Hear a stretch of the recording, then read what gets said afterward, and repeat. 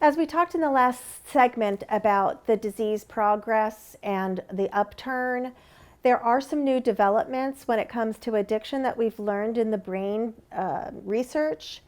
And some of those are that addicts, and this is based on neurotransmitters and imaging, so it's evidence-based, that addicts are born with less serotonin level than most people.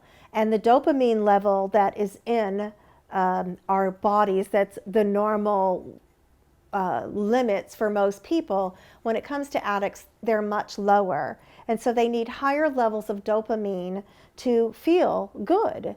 And that might contribute to why they use, and when they use, it's so euphoric that they want more. So there is some biology that suggests that addicts that do have lower levels of some of these hormone levels. We also know that they have higher levels of anxiety, that for the most part they're uncomfortable in groups, and that nothing makes them feel worthy. Those are some common things that we've learned in the research and new development. And I wanted to also show you that there are different levels that we can go through when you're looking at people that might need some help. We've got this stair-step level where it's divided into choice and the disease process. So you can see here that maybe, a few things that they're getting in trouble at school, or maybe they're starting to experiment or whatever, that maybe they just need a little bit of education. The next step is misuse, and they might need education and some more therapy. And then possibly the use is becoming more with negative consequences, maybe some legal issues, and so they might need more intensive outpatient, and the risky behaviors are starting to increase some. But there gets to a point, again, like we talked about, that bridge that's crossed where there's no return, and the cucumber is is no longer the pickle and can't go back to being one.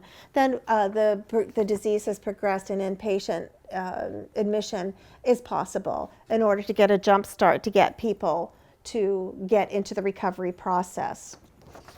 So I wanted to show, if you can bring your attention over to this example, you'll see a triangle, and the disease process and the recovery process is threefold, and it has a component of all three: spiritual, physical, and emotional. And we believe that spiritual is at the top because we cannot do this alone. We have to engage the help of others, higher power, God as you understand them, whatever it is that removes you from you and you place your trust into something spiritual. When that happens, our physical symptoms improve. We start eating better, we start sleeping better, and our emotional symptoms do as well. Anxiety starts to dissipate, or we're more open to learning techniques and skills that will help us emotionally. And when they're using, there's no room for spirituality because the drug or the use or the behavior is their God. So that trumps everything. Physical gets ignored. They're not eating well. They're just wanting to use the drug or drink or the behavior, which could be for pornography or gambling or shopping or spending, whatever it might be. And emotionally, they're completely dependent on the drug to help them feel better.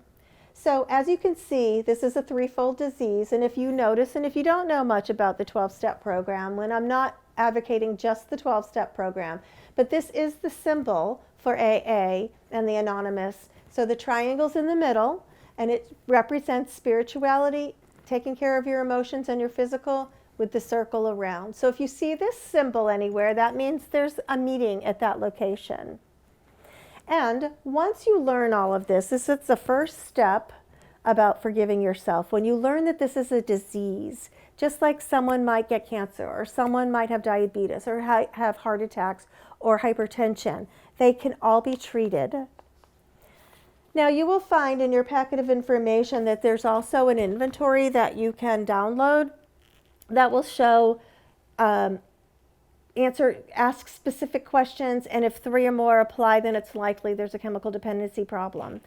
Also one for the family as well, because this is a family illness, and next time we're going to be talking about families and the different roles that people take on just to survive, to make that family function, all around taking care of the needs of the addict.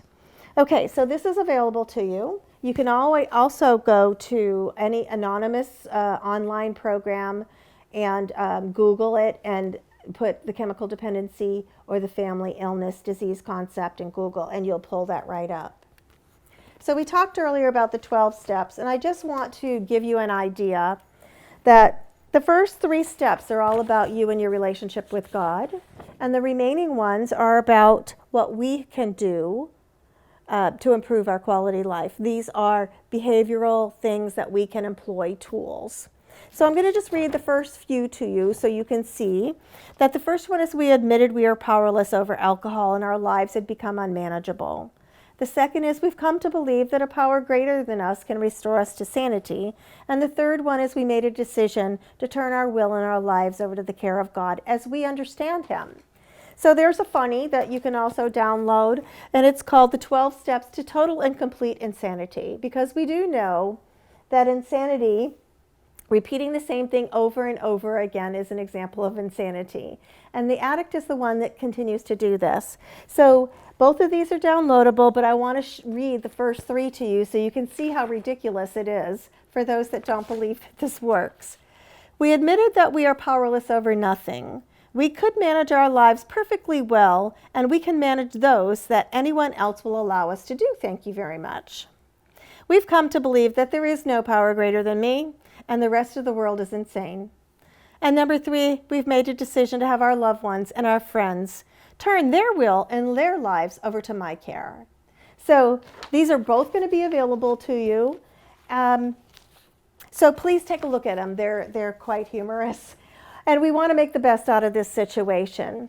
You'll also find that we have some daily suggestions that can help you, which will also be downloadable. And of course, trusting God as you understand Him, getting on your knees, getting humble, asking that mercy prayer, whatever, please God, help me get through this. Meditation, possibly starting a gratitude list, thinking about 5 things that you're grateful for each day, and it might even be a little bit difficult to do that sometimes. So you might just have to say, I'm grateful I got up today. I'm grateful I'm able to breathe. I'm grateful I have a sponsor, that I have family that's still hanging in there with me. Another suggestion is to definitely get a sponsor or a mentor or someone that understands what you've been through and talk to them. They've made a contract with you verbally, emotionally, physically, that they're going to be there for you. There's a lot of hotlines that you can get a hold of, a lot of meetings that you can go to, and find this person that helps. Part of this process also is cleaning house, letting go and getting rid of resentments, getting rid of fears and unforgiveness. And this is part of the recovery process and part of the inventory that we do when we enter into the recovery. There's also a really wonderful prayer, and it's called the Serenity Prayer, that says, God, grant me the serenity to accept the things I cannot change, the courage to change the things I can, and the wisdom to know the difference. Those become part of the daily mantra that you might have to help you get through those times that are really difficult. And what we've also learned is when we give back and we help other people, we get out of ourselves and we recognize that other people need us as well, and there's probably something that we have to offer. And it's okay as a family member to understand that this is a disease, and we do have strong emotions about it, and we can hate the disease, but don't hate the person. That person has behaved in ways that might be troublesome and difficult, and pour all of your resentment and bitterness and hate onto the disease rather than that person, and love them the way they are. One last thing that I'm going to leave you with is come up with some kind of slogan or something that immediately brings you present with the moment. And for me, I found telling myself, all is well. It's all going to be okay. There's a scripture that helps me, do not be afraid, for I will never leave you or forsake you. Sometimes that's too much to say, and I do have that as part of my mantra, but all is well has stuck. And all I have to do is think, all is well. I can get through this moment. And you'll find that that makes you and brings you peace and serenity as well. So keep learning and get these tools, connect with other people, and you too will be on your way to really great recovery.